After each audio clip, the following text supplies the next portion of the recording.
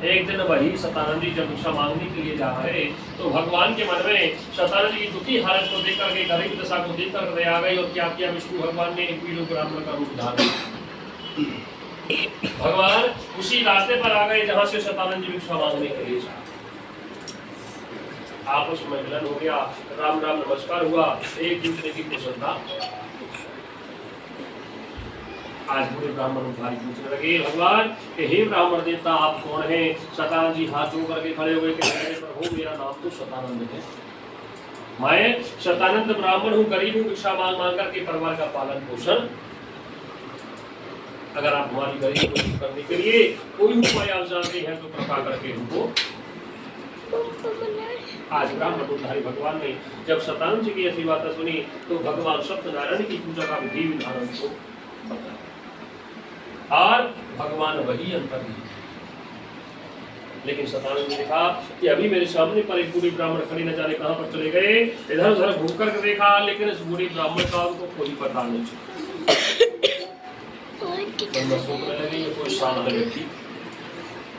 इसलिए इन्होंने हमें जो भगवान सत्यनारायण का व्रत बतलाया है मैं उनके कहे अनुसार अवश्य ही करूंगा। वहीं पर खड़े होकर के भगवान की पूजा के लिए मन में संकल्प करूंगा। लेकिन घर पर लौट करके आई सोचने लगे कि संकल्प तो कर लिया लेकिन हमारे पास तो कुछ भी। पूरी रात इसी चिंता में रहे। प्रातः काल होया, भगवान के लिए सिर झुकाया और भिक्षा मांगने के लिए चले गए। लेकिन आज तो भगवान की कृपा से उस ब्राह्मण को और भिक्षा कई गुना धन प्राप्त।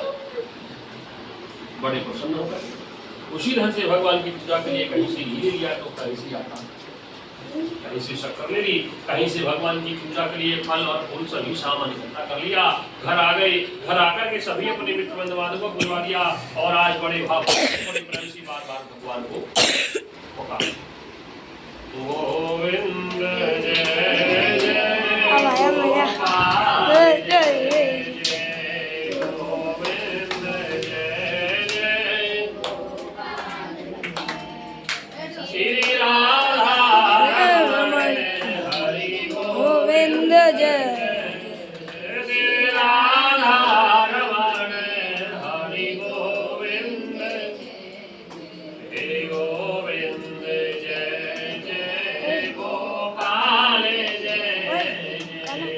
कहते अगर वीडियो में आना है तो नीचे चला जाए।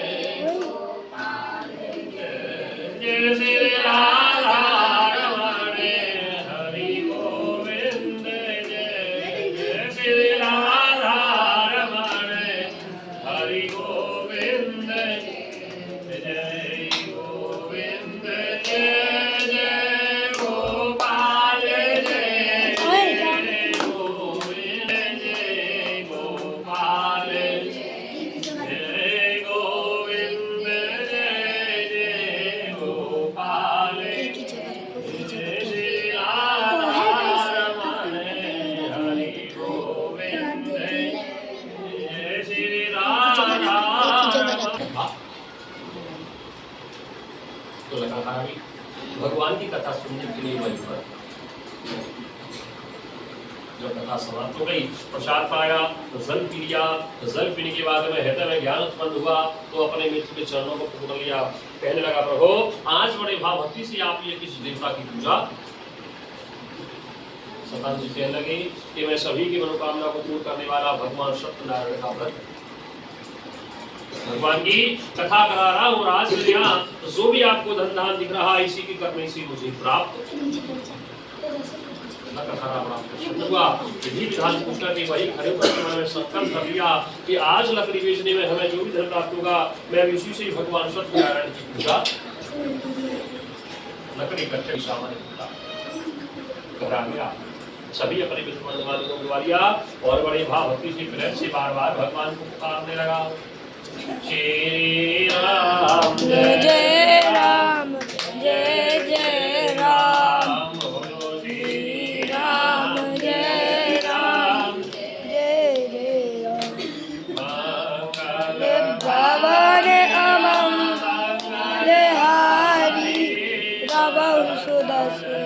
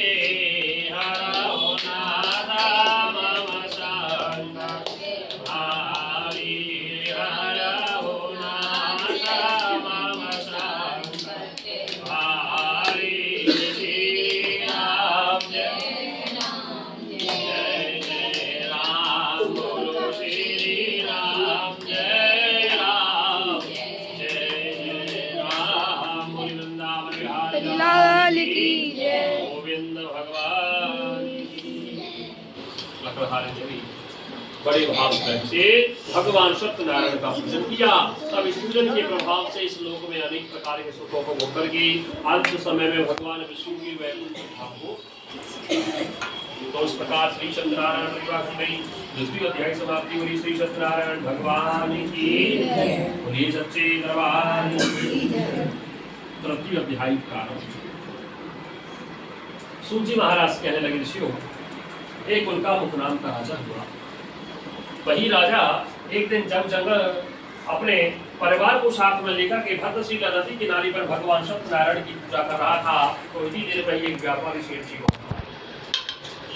नाव को किनारे पर लगा लिया, हाथ जोड़ करके खड़े हो गए, पूछने लगे, हे राजन, आज यहाँ पर आप इस देवता की पूजा करने के लिए यह कोई पुत्र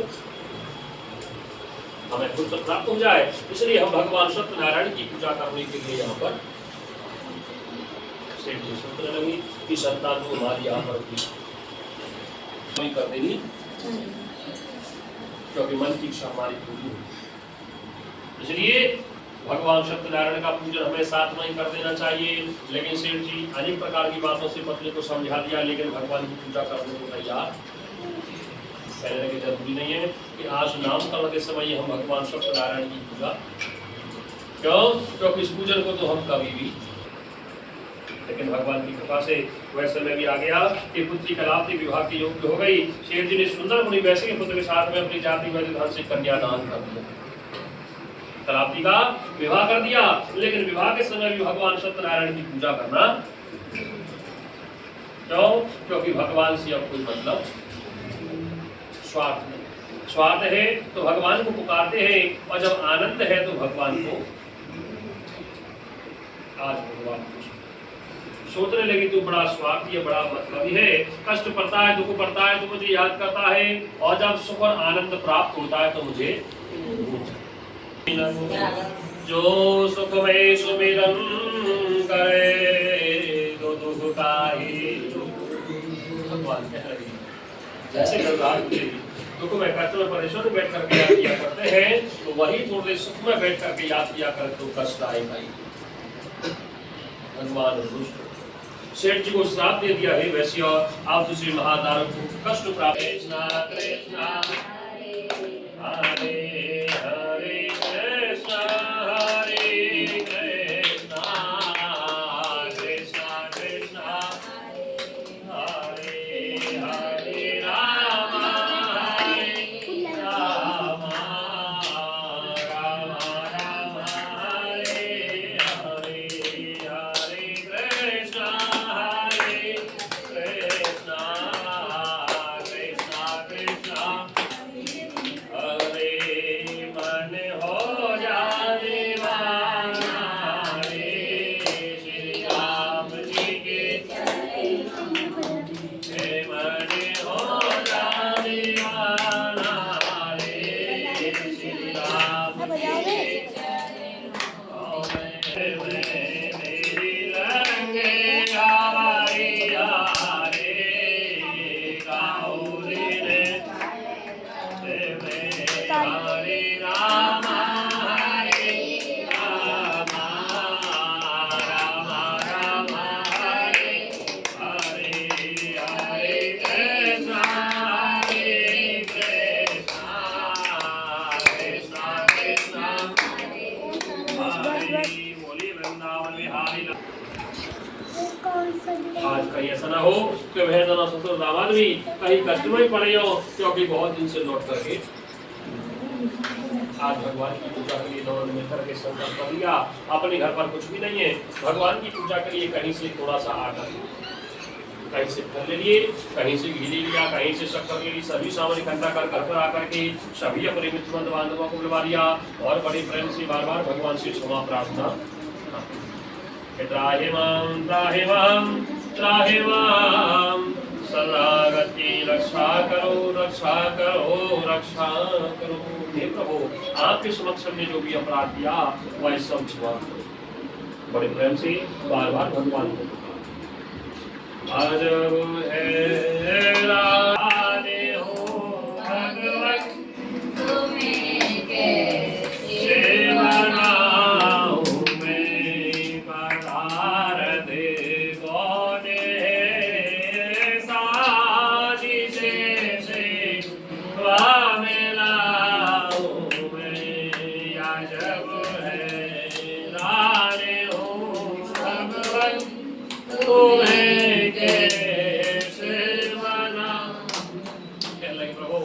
कैसे आपका आवाहन करूं, कैसे आपको अपने घर पर करूं, कैसे मैं आवाहन के दो में वो जो दे हो हर जगह करूं, कैसे मैं आवाहन के दो में वो जो दे हो हर जगह निरादर है बुलाने को अगर घाटी बजाओ मैं जब है राधे हूँ भग तुम्हें कैसे मनाओ मैं है ना गर्दन है ना सीना है ना पेशानी हो जाए है ना गर्दन है ना सीना है ना पेशानी तुम हो निर्लेप नारायण कहाँ चंदन लगाऊं मैं या जब है राधे हूँ भगवन तुम्हें कैसे मनाऊं। आज तो हम आपका भोग लगाने के लिए काबिल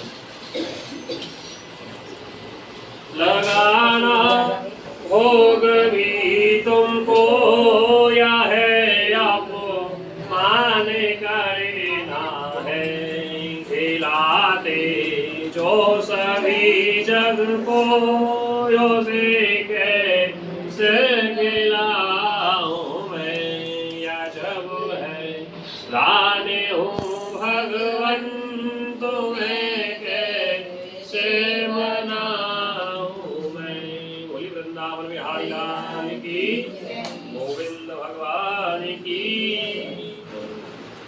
कलावती लीलावती ने जब प्रेम और भाव भक्ति से भगवान को पुकारा तो भगवान भी प्रसन्न हो गए, क्योंकि भगवान तो केवल प्रेम और भाव की भूखे होते हैं, धनमाया के भाव के भूखे हैं भगवान, भाव के भूखे हैं भगवान। अगर भाव नहीं हो सच्चा हृदय में सब है व्यर्थ विधान, भाव के भूखे हैं भगवान। तब दोनों वैश्य अपने धन के साथ में अपने नगर की ओर। तो इस प्रकार श्री सत्यनारायण रेवा खंडई तृतीय अध्याय समाप्ति हुई। श्री सत्यनारायण भगवान की सच्चे दरबार। चतुर्थ अध्याय सूजी महाराज कह रहे ऋषि जब से नगर की ओर चल रहे तो बड़ी मनोरम प्रसन्न। भगवान ने दंडी स्वामी का रूप धारण कर लिया, वहीं पर आ गए, पूछने लगे भाई तुम्हारी नाव में आज भगवान वैश्य अनंतपुर हस्तर के मन में सोचने लगी कोई साधु बाबा है कहीं यात्रा करने के लिए जा रहे हुए, धन की आवश्यकता इसलिए पूछ रहे, क्योंकि जिसकी जैसी भावना होती है भगवान का रूप उसको वैसा ही हो गया। और इसी धर्माया में फंस कर तूने हमारे सामने बार बार इसलिए हमारी आज्ञा से ही तुझे बार बार कष्ट भी प्राप्त।